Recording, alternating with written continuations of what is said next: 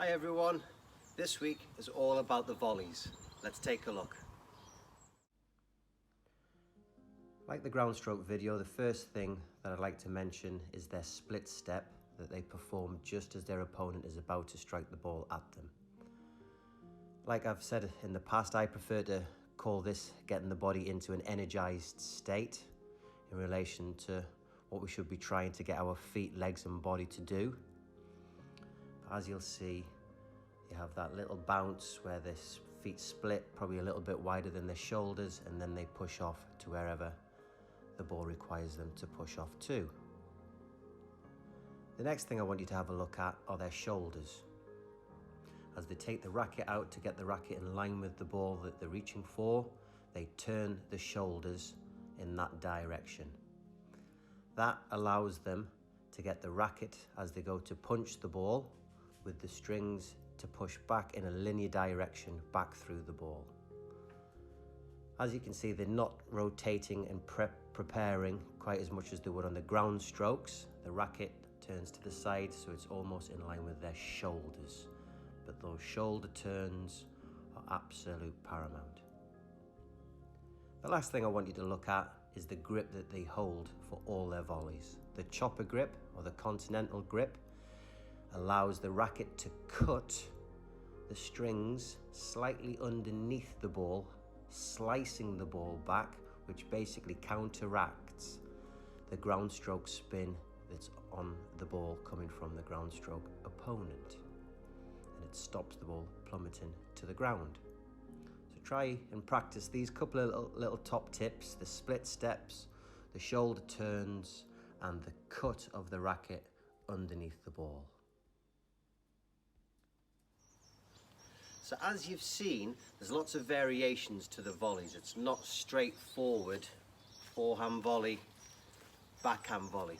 You might get volleys which need you to pull the racket in line with you. You might have to do a cross step, lots of different variations. But from what you've just seen, there's a couple of really key tips that I'd like to share with you. Okay, top tip number one was similar to the ground strokes in that the position that the professionals put themselves in just before the opponent hits the ball at them. And it's the same for the ground strokes, and it's the same for the volleys. And it's that split step, but what I like to call that energized state, that you've got to put your body in just before your opponent hits the ball.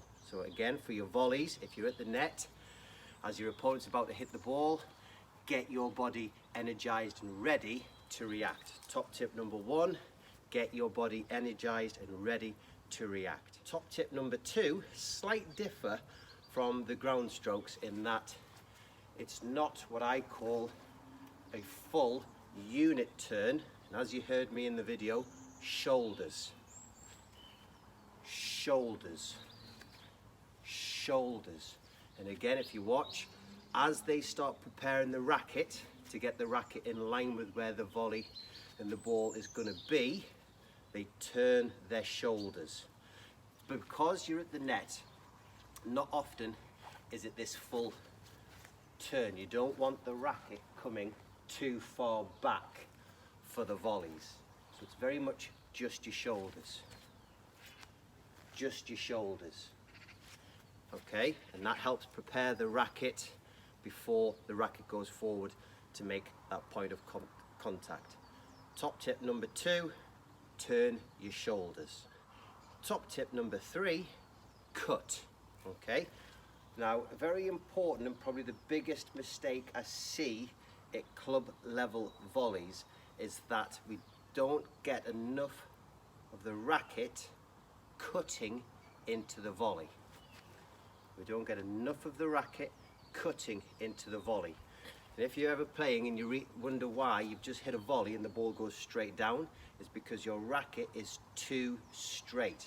You go and watch the video back, look how their racket cuts the strings from the point of contact slightly underneath the ball.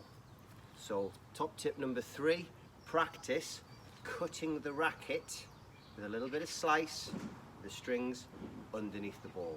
They're your three top tips for your volleys. Hope you're well, hope you're staying safe, and I'll see you soon.